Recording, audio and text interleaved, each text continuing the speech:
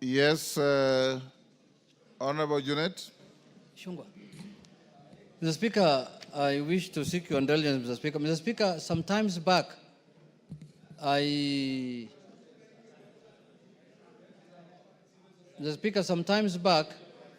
had requested a communication from you on matters relating on the bicameral parliament, Mr. Speaker.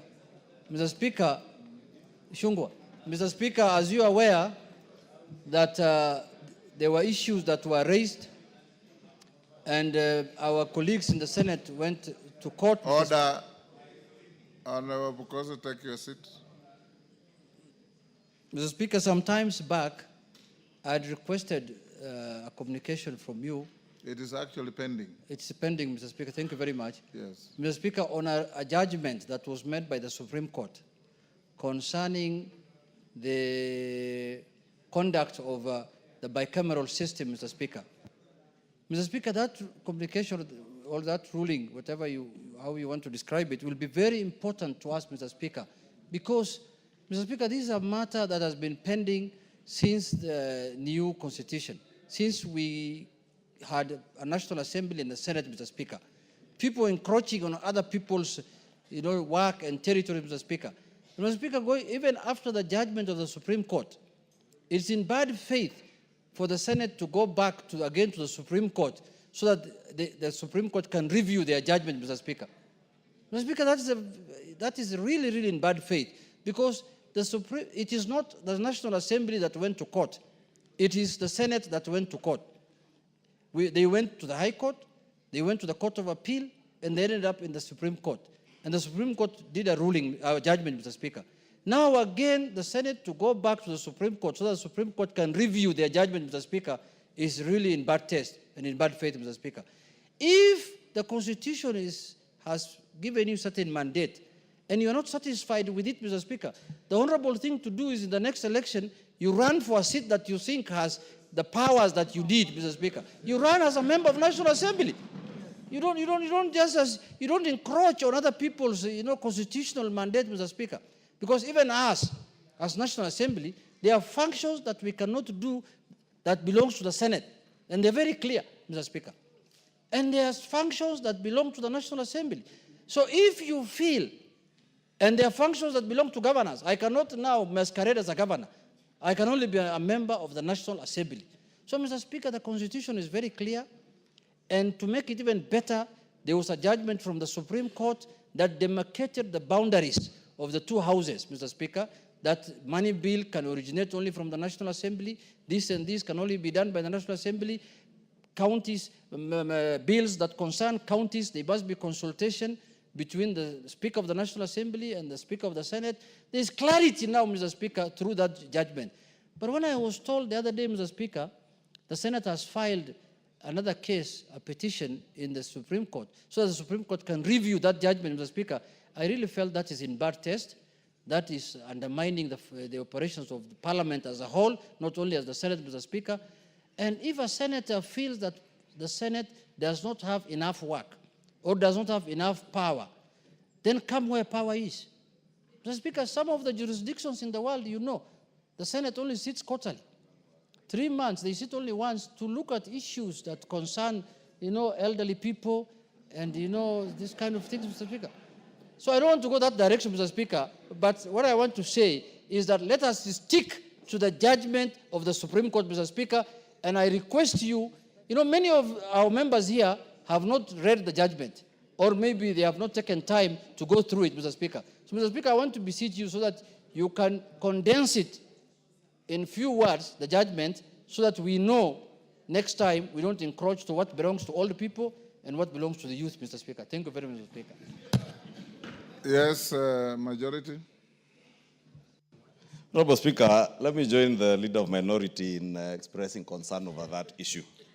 But Honorable Speaker, I want to take a different trajectory because we have been through this since the advent of the bicameral parliament after the 2010 constitution in 2013.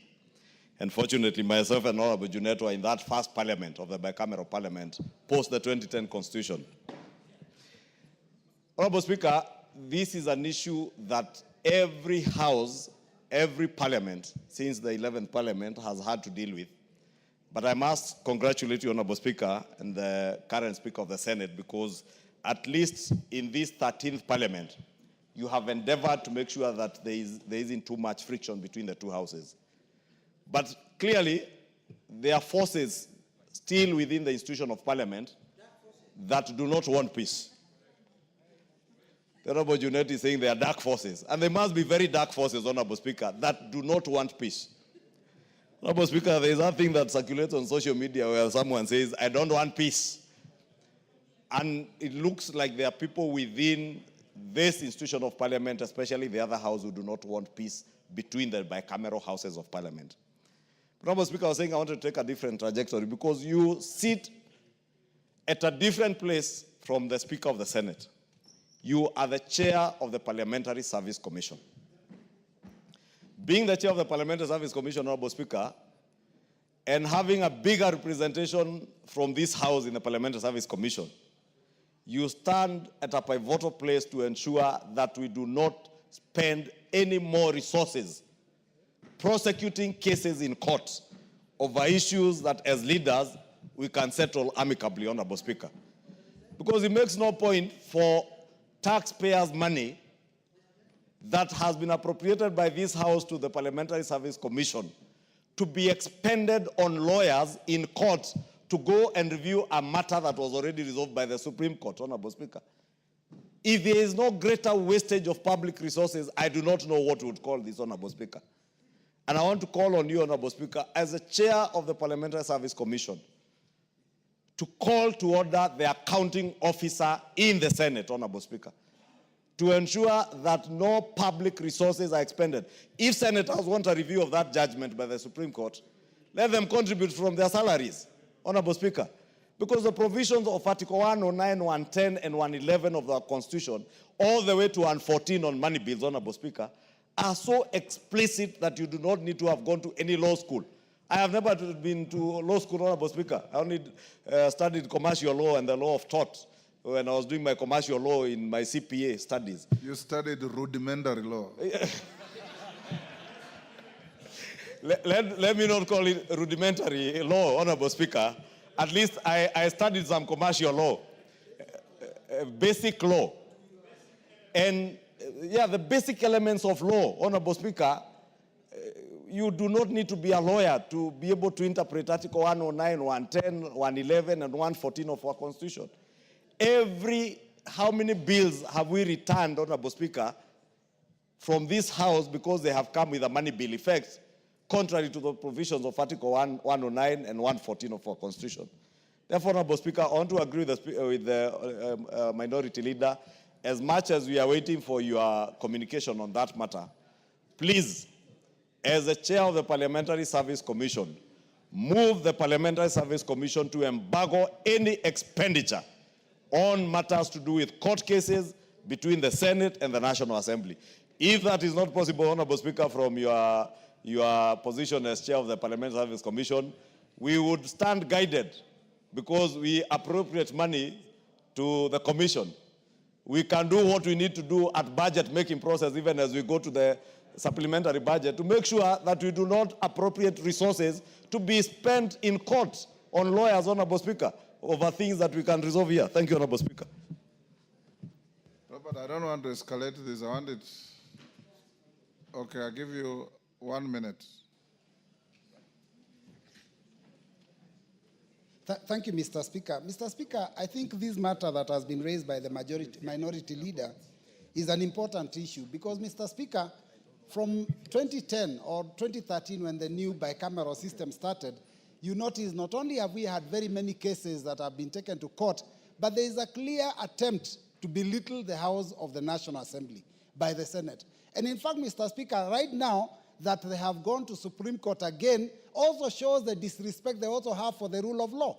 How do you go back to the Supreme Court? Why can't you not respect the Supreme Court ruling? So, Mr. Speaker, it's very unfortunate. Speaker, I think maybe what we have done, which is maybe, in my opinion, the mistake we've made, is that we have actually tried to babysit the Senate for a very long time.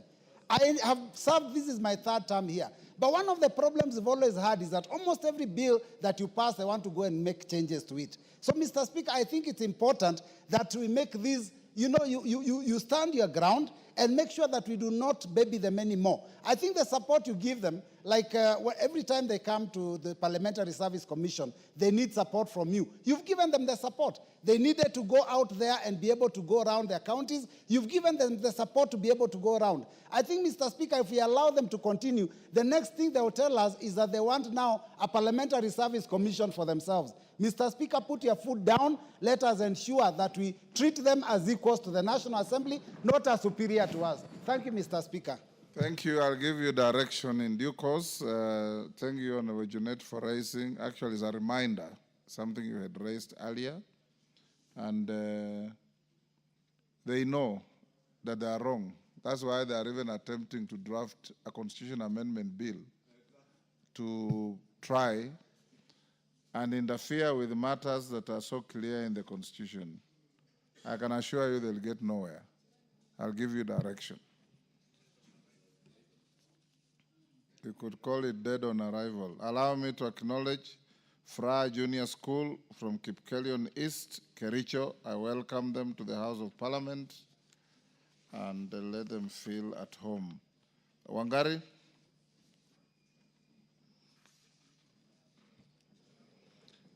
Majority Leader, you can bring in the Minister after Wangari's statement. We want... Thank you. Thank you, Mr. Speaker. Honorable Speaker, pursuant to the provisions of Standing Order 44.2b, as read together with Standing Order 179.14, I rise to make a statement regarding